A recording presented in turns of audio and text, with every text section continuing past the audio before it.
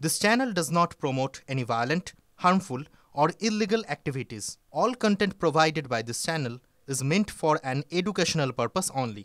Top quality और consistent performance के लिए सिर्फ सिल्वर पंप नाम याद रखना। আর এবার যে খবরে নজর রাখবো, সাহারা গোষ্ঠীর সম্পত্তি বিক্রির টাকা তৎসর্পের অভিযোগে দুজনকে গ্রেপ্তার করা হলো। ইডির হাতে গ্রেপ্তার জিতেন্দ্র প্রসাদ বর্মা এবং অনিল আব্রাহাম। আরো বিস্তারিত জানবো, সুজয় প্রতিনিধি রয়েছেন আমাদের সঙ্গে। সুজয়, এই দুজনের বিরুদ্ধে মূলত কি কি অভিযোগ উঠছে? দেখো দীপ, সুপ্রিম কোর্টের নির্দেশে এই মুহূর্তে সাহারা গোষ্ঠীর যত সম্পত্তি আছে সেই সম্পত্তিগুলো বিক্রি করে আমানতকারীদের টাকা ফেরত দেওয়ার প্রক্রিয়া চলছে। সেই প্রক্রিয়াতেই সেই প্রক্রিয়াতেই তারা আর্থিক তছরূপের সঙ্গে যুক্ত ছিল, তেমনটাই ইডির অভিযোগ। এবং সেই অভিযোগেই জিতেন্দ্র প্রসাদ বর্মা এবং অনিল আব্রাহামকে গ্রেফতার করেছে এনফোর্সমেন্ট ডিরেক্টরেট। এবং অনিল সম্পর্কে যেটা জানা যাচ্ছে যে সাহারার সে উচ্চ পদে কর্মরত ছিল, ফলে সাহারার সম্পত্তি কোথায় কি রয়েছে সেগুলি জানতো। তারা কিভাবে করতো এই অপরাধটা? তুমি জানো যে সেবির অ্যাকাউন্টে সম্পত্তি বিক্রির টাকা জমা পড়ছে। এক্ষেত্রে ধরো 60% টাকা সেবির অ্যাকাউন্টে জমা পড়ছে, বাকি 40% টাকা তারা নিজেদের মধ্যে নগদে নিচ্ছে এবং নগদে টাকা নেওয়ার থেকেই তারা নিজেদের পকেটে সেই টাকা পড়ছিল। একটি বড়সড় চক্র কাজ করছে, তেমনটা ইডি দাবি করছে। আপাতত দুজনকে গ্রেফতার করা হয়েছে, তাদের আজকে বিচার ভবনে বিশেষ সিডি আদালতে তোলা হবে। তাদেরকে জেরা করে আর কারা কারা এই চক্রের সঙ্গে যুক্ত, তার কারণ এটা সম্পূর্ণভাবে আমানতকারীদের ঠকিয়ে এই কারবারটি চালানো হচ্ছে। সুতরাং সেই কারণেই এই ঠকানোর কারবারে আর কারা কারা যুক্ত সেটা খুঁজছে ইডি। সুজয়, ধন্যবাদ। আর এই মুহূর্তে আরো একটা বড় খবরে নজর রাখবো। আহমেদাবাদে ভয়াবহ বিমান দুর্ঘটনার 1 মাস পর সামনে এলো চাঞ্চল্যকর রিপোর্ট। এএআইবি রিপোর্টের সামনে এলো আহমেদাবাদ লন্ডন বিমানের ভয়ঙ্কর পরিণতির কারণ। রিপোর্টের মোতাবেক কি রয়েছে সেই রিপোর্টে, কিভাবে ঘটলো এই দুর্ঘটনা? আহমেদাবাদের ভয়াবহ বিমান দুর্ঘটনার 1 মাস পর সামনে এলো চাঞ্চল্যকর রিপোর্ট। কি রয়েছে রিপোর্টে, কিভাবে দুর্ঘটনা ঘটলো, প্রাথমিকভাবে কি জানা যাচ্ছে? জ্যোতির্ময় রয়েছেন আমাদের সঙ্গে প্রতিনিধি, জানাবেন বিস্তারিত। জ্যোতির্ময়। দেখো, যে রিপোর্ট এসছে সেই রিপোর্টকে প্রিলিমিনারি রিপোর্ট বলা হচ্ছে। যে সামগ্রিক চূড়ান্ত রিপোর্ট, সেই রিপোর্ট আসতে 1 বছর সময় লাগবে। প্রাথমিকভাবে যে কথা আমরা জানতে পারছি যে ফুয়েল সুইচ রয়েছে, সেই ফুয়েল সুইচ টেক অফের সঙ্গে সঙ্গে হঠাৎ করে বন্ধ হয়ে যায় এবং কয়েক সেকেন্ডের মধ্যে হতচকিত হয়ে পড়েন দুজন পাইলট। এবং ককপিটের মধ্যে যে ভয়েস রেকর্ডার আছে, সেই ভয়েস রেকর্ডারে ভয়েস রেকর্ড হয়েছে একজন পাইলট অপর পাইলটকে বলছেন যে তিনি এই ফুয়েল সুইচ অফ করেছেন কিনা। তিনি বলছেন যে তিনি এ ব্যাপারে কিছুই জানেন না। তার পরবর্তী ক্ষেত্রে যে তথ্য পাওয়া গিয়েছে, যে ডেটা পাওয়া গিয়েছে, তাতে দেখা যাচ্ছে যে কয়েক সেকেন্ডের মধ্যে সেই ফুয়েল সুইচ আবারও অন হয়ে যায়।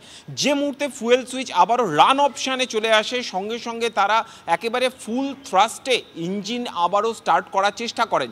কিন্তু যেহেতু তখন বিমানের উচ্চতা অত্যন্ত কম ছিল, যেহেতু লো অল্টিটিউডে ছিল, সেই বিমানকে আর নিরাপদ উচ্চতায় তোলা সম্ভব হয়নি। সঙ্গে সঙ্গে সেই বিমান মুখ থুবড়ে পড়ে এবং তারপরে কি অ্যাক্সিডেন্ট ঘটেছে সেই অ্যাক্সিডেন্টের কথা আমরা প্রত্যেকে জানি। এর পাশাপাশি রিপোর্টে আরও কয়েকটি গুরুত্বপূর্ণ বিষয় উল্লেখ করা হয়েছে। ইউএসের অথরিটি তারা একটি গাইডলাইন দিয়েছিল, সেই গাইডলাইনে স্পষ্টভাবে এই যে এয়ার ফুয়েল সুইচ, সেই এয়ার ফুয়েল সুইচ যদি খারাপ হয় সেক্ষেত্রে কি কি ধরনের ইঙ্গিত আসতে পারে সেই বিষয়ে সুনির্দিষ্ট একটি নির্দেশিকা তারা দিয়েছিল। কিন্তু এয়ার ইন্ডিয়া এটাকে সিরিয়াসলি তারা নেয়নি। তারা মনে করেছে যে এটা একটি গাইডলাইন, এটা মানা বাধ্যতামূলক নয়। কিন্তু এই এয়ার ফুয়েল সুইচ ওই সংশ্লিষ্ট ফ্লাইটে যে প্যানেলের মধ্যে ছিল, এন্টায়ার প্যানেলটা 2019 সালে এবং 2023 সালে পরপর দুবার চেঞ্জ করা হয়েছে। অর্থাৎ 2025-এ যখন দুর্ঘটনা ঘটছে, মাত্র তার 2 বছর আগে এন্টায়ার প্যানেলটা চেঞ্জ করা হয়েছে। যদিও সেই সময় এয়ার ফুয়েল সুইচে কোনো রকম প্রবলেম ছিল না, ওই সুইচটা যে প্যানেলের মধ্যে ছিল তাতে প্রবলেম ছিল। এর পাশাপাশি বলা হচ্ছে যে ফ্ল্যাপ পজিশন 5 ডিগ্রিতে ছিল, যা থাকা উচিত। কোনো রকম ওয়েদার কন্ডিশন ছিল না, অর্থাৎ আবহাওয়ার কোনো রকম সমস্যা ছিল না। বিমানের যা ওজন তা একেবারে নিরাপদ ওজনের যে মাত্রা, সেই মাত্রার মধ্যে ছিল, অর্থাৎ আর কোনো সমস্যার কথা উল্লেখ করা হয়নি। স্বাভাবিকভাবেই প্রিলিমিনারি এই রিপোর্টে কিন্তু এয়ার ফুয়েল সুইচের ওপরেই সবথেকে বেশি জোর দেওয়া হচ্ছে এবং যে ফুয়েল কন্টামিনেশনে যে আশঙ্কা করা হচ্ছিল, আপাততভাবে যে স্যাম্পল সাপ্লাই গ্রহণ করা হয়েছে এবং যে ট্যাঙ্কার থেকে এই ফুয়েল নেওয়া হয়েছে সব জায়গায় স্যাম্পল টেস্ট করা হয়েছে, আপাততভাবে কন্টামিনেশনেরও কোনো রকম প্রমাণ পাওয়া যায়নি। বেশ জ্যোতির্ময়, ধন্যবাদ তোমাকে। আমরা কথা বলেছিলাম বিশেষজ্ঞ পাইলট অরিন্দম দত্তর সঙ্গে, তিনি এই যান্ত্রিক ত্রুটি নিয়ে কি জানাচ্ছেন শোনাই। প্রথম কথা, একসাথে দুটো ইঞ্জিন টেক অফের পরই বন্ধ হয়ে যাবে, এটা ভীষণই অস্বাভাবিক ব্যাপার, এটা খুব একটা ন্যাচারাল ব্যাপার নয়। যদি এটা হয়ে থাকে তাহলে কিন্তু বড় একটা ডিজাস্টার। আর এটা কি কারণ, সেটা অনেকগুলো কারণ হতে পারে। যেমন ধরুন ইঞ্জিন সিজ হয়ে যাওয়া, তার মানে ইঞ্জিনটা চলতে চলতে আচমকা বন্ধ হয়ে যাওয়া। দুটো ইঞ্জিন একসাথে সিজ হতে পারে না যদি না আপনি যেমন বলছেন ফিউয়েল সাপ্লাই বন্ধ হয়ে যায়। ফিউয়েল সাপ্লাই বন্ধ হয়ে গেলে কিন্তু ইঞ্জিন চলবেই না, সেখানে কোনো সেকেন্ড কোনো অপশনই নেই সেটাকে আবার চালু করার।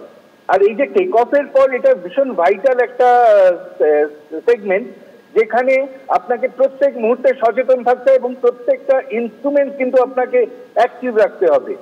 এই যে ইঞ্জিন বন্ধ হয়ে যাওয়া, এটা অনেকগুলো কারণ হতে পারে। হয়তো মেনলি আমি যেটা বুঝতে পারছি, ফিউয়েল না যাওয়া বা অন্যান্য পাইলট ইঞ্জিনে আগুন ধরে যাওয়া, তখন তাও ইঞ্জিন চলে কিন্তু ফিউয়েল না গেলে ইঞ্জিন সিজ হয়ে যায়। টেক অফের সময় যদি এটা হয়, এটা মারাত্মক একটা ঘটনা।